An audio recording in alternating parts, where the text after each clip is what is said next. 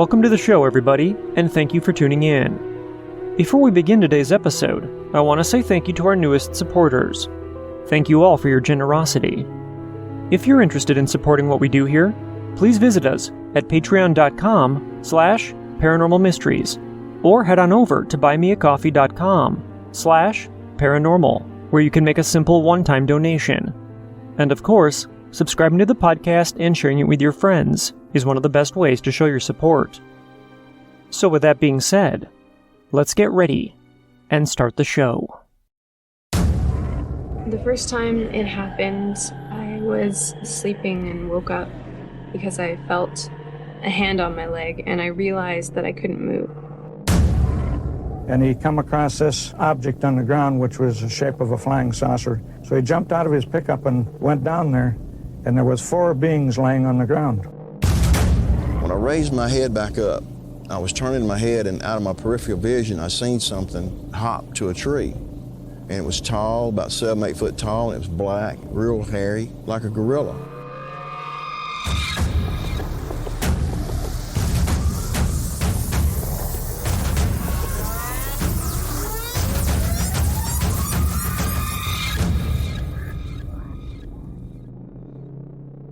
Welcome once again, everybody. And as always, I am your host, Nick Ryan. In today's show, I'll be sharing a few stories that I think you'll enjoy. I came across these articles on Mysterious Universe earlier in the year, and I figured that tonight is as good of a time as any to share them with all of you. So let's get into it. Throughout history, there have been those stories in which something sinister and deadly has come to town to run amok. Strange beasts, phantoms, ghosts, demons, or whatever the case may be, these entities have touched down to cause a good amount of trouble and even death before passing along into the mists of time. One such case involves a quaint rural countryside in England, speckled with quiet hamlets, which for a time was prowled by some bloodthirsty beast from a nightmare. It was October of the year 1904. The rural farming area of Hexhamshire had a very strange and vicious visitor.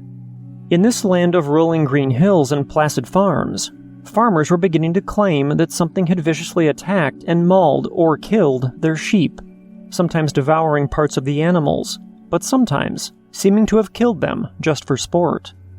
The damage done to the carcasses was examined, and it was determined that the culprit was likely a large dog or wolf, which would have been strange, since the area had had no wild wolves in centuries.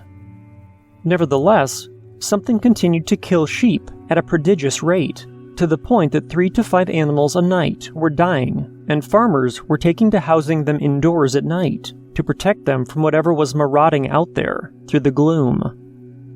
In the meantime, there were reports trickling in of witnesses seeing a massive wolf with dark coloration prowling about the countryside, and the panic was such that a wolf hunting committee was put together, called the Hexham Wolf Committee.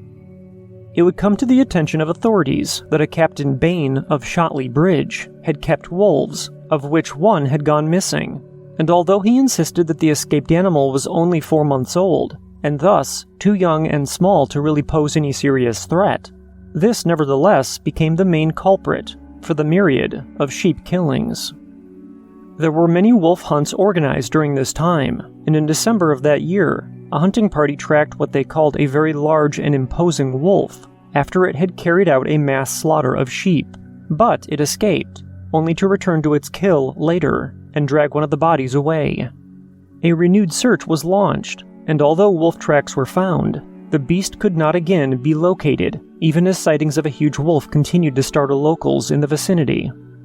Oddly, reports of this thing's appearance seemed to be inconsistent, with some saying it was black, others saying it was tan, and still others speaking of something that looked more like a large big cat. Considering the different descriptions, it was soon being suggested that one or more of the bloodthirsty beasts was on the loose, which only further stoked hysteria. The Wolf Committee took to sending out seasoned teams of Hayden hunting hounds to try and hunt down the wolf, but they were never able to pick up a solid trail, even when brought to the site of a sheep killing, and it was perplexing to all who were involved. There was even a seasoned big-shot game hunter by the name of Mr. W. Briddick brought in, and although he managed to see the animal and even get it in his sights on occasion, it remained rather frustratingly elusive. In the meantime, on December 29th, 2 local hunters claimed to have cornered the beast, but said that it had leapt over a high wall to elude them, and another report described a group of children and a mother confronting it to scare it away by yelling at it.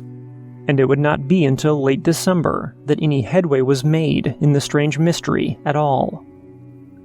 On December 29th, 1904, the carcass of a large gray male wolf was found in 2 pieces, flung around 40 yards from a mainline railway on the way to Carlisle, and apparently having been cleaved in half by an incoming train. At first, the ones who found it simply buried it, as they had not known the significance of the discovery, but the carcass was later dug up and shown to the Wolf Committee and Captain Bain, who was adamant that this was not his wolf, and that it was much too large. It would be surmised that this was a different wolf, but where had it come from? And was it the animal responsible for killing so many sheep? No one knew. However, the killings would seemingly stop after that, and the story, which has become known as the Hexham Wolf, or also the Allendale Wolf, disappeared from the news to fade into history. Yet, things would only get more bizarre in later years.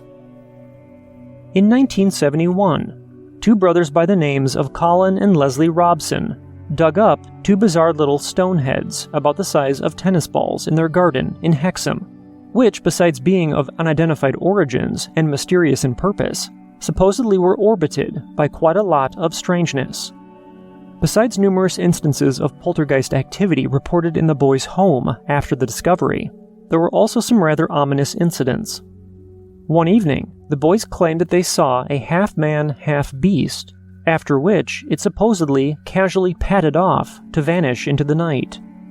Even more sensational was the report given by an expert in Celtic artifacts by the name of Dr. Anne Ross, who acquired the stone heads for analysis, and soon after had her own frightening encounter. She claims that she woke up one night from a nightmare, only to see, looming in the doorway of her room, a beastly, hulking monstrosity, and she would say this: "It was about 6 feet high, slightly stooping, and it was black against the white door, and it was half animal and half man.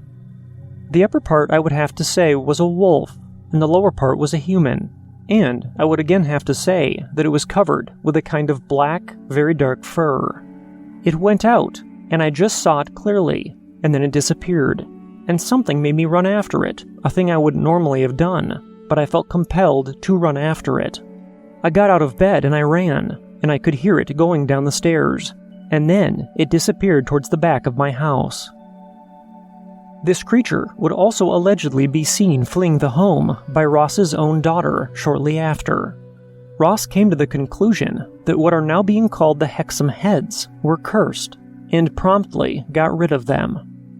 There were a few other scattered reports of werewolves in the area at the time, and it has been speculated whether those heads were in some way connected to the Hexham wolf scare of the same area decades previously. Unfortunately, no one knows where the heads got off to, and they have just sort of disappeared into history. So, we are left to wonder. It has all become a rather odd historical mystery and oddity, and it leaves many questions. What was the Hexham wolf? Was this an out-of-place wolf? And if so, where did it come from? Was it a surviving specimen of the long-extinct British wolf? Was it mere hysteria and misidentification? Or was it perhaps something altogether stranger? And was there some connection to the Hexham heads? We will probably never know for sure. This next article outlines a string of bizarre sightings that would occur in Maryland in the United States, and involved what many of the locals referred to as a dueo, or wolf-like creature. It is described as having similar features to a wolf, with dark fur over its entire body, and a long bushy tail, and a dog-like nose, but it stands like a human, and utilizes its 4 legs like arms.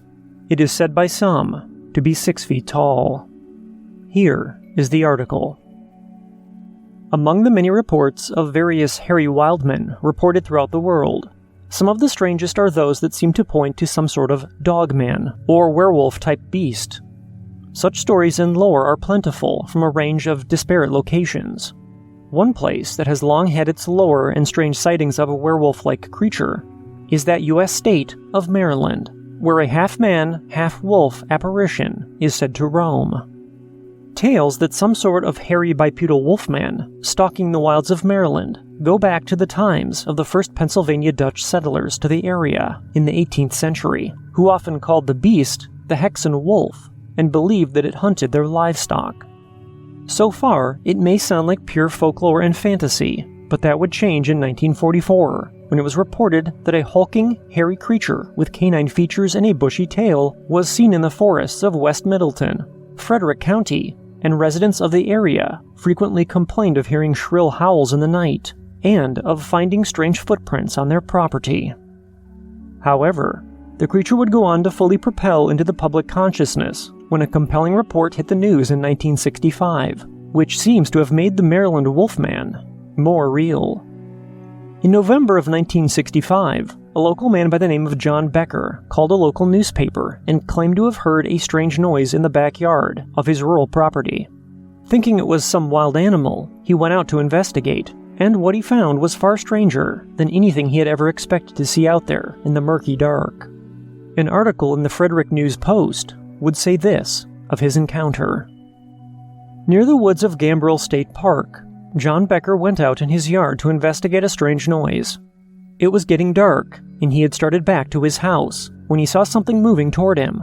It was as big as a bear, had long black hair, a bushy tail, and growled like a wolf or a dog in anger. As it got closer, it stood up on its hind legs and attacked him. Becker fought the creature until it ran into the woods, leaving him, his wife, and children in terror. Deciding to remain anonymous under the alias John Becker, he filed a report with local state police, telling of an attack by a mysterious monster that he called a Dueo. It is all certainly pretty sensational, and it was met with much skepticism at the time, especially considering police who went out to the property where Becker supposedly lived found nothing, not even the rural road that Becker claimed to live on, leading them to think it was a prank. However, as soon as it hit the news, other people began reporting having come across the same thing, prowling about the shadows. A witness in Jefferson claimed that he had seen a dog-shaped animal about the size of a calf marauding about chasing some cows on her farm, and several hunters saw the same thing as well. One hunter had this to say of their experience. "My dogs started chasing something, and I saw that it was black, but I didn't think too much of it, believing it was a dog, maybe even a bear. However, after reading the newspaper article, I'm not sure it wasn't a Dueo. It trotted like a horse. I don't know what it was, but I'm looking for it this week." In the summer of the following year, there was a remarkable report from the rugged area of Gambrill State Park, where a camper claimed to have witnessed a shaggy two-legged creature the size of a deer that had a triangle-shaped head with pointed ears and chin, which issued a horrific scream before running off into the night. In every case, the Dueo has always been described as looking like a wolf or an Irish wolfhound on its hind legs. Others claimed that they had heard the beast at night, with one local claiming that it cried like a baby and then screamed like a woman for months. Still, other reports were a little more bizarre, such as one local who called the police to tell them that she had actually captured the wolfman in her basement, yet when the police arrived, there was no sign of it. So many reports were coming in that locals even organized a Dueo hunt, but almost no one showed up, so it was canceled. Reports would mostly then fall off, but they did occur sporadically. In 1976, there was another alleged sighting that occurred in Frederick County, near Thurmont, between Cunningham Falls State Park and Catoctin Mountain National Park. On this evening, two men were driving down a dark private road through the woods when their headlights caught something they would never forget. The report was featured in the book The Michigan Dogman, Werewolves and Other Unknown Canines Across the USA, in which the witness says this: "It was at least 6 feet tall, but inclined forward since it was moving quickly. Its head was fairly large and similar that to the profile of a wolf. The body was covered in brown or brindle-colored fur, but the lower half had a striped pattern of noticeable darker and lighter banding. The forelegs, or arms, were slimmer and held out in front of it as it moved. The back legs were very muscular and thick, similar to perhaps a kangaroo. This was not a hominid-type creature. It did not have the characteristics of an ape. It was much more similar to a wolf or ferocious dog. However, it was definitely moving upright and appeared to be adapted for that type of mobility. I was particularly impressed by the size and strength of the back legs, the stripes on the lower half of the body, and the canine, wolf-like head. In 1978, 2 park rangers would report seeing a large, canine-looking beast running along on 2 legs, and in as recently as 2009, a woman claimed that a huge dog-like animal on 2 legs had chased her car as she was driving on Coxey Brown Road near Myersville, Maryland. She would claim that it had actually leapt and grabbed at her vehicle before she was able to outrun it, and it gave up to lope off into the night.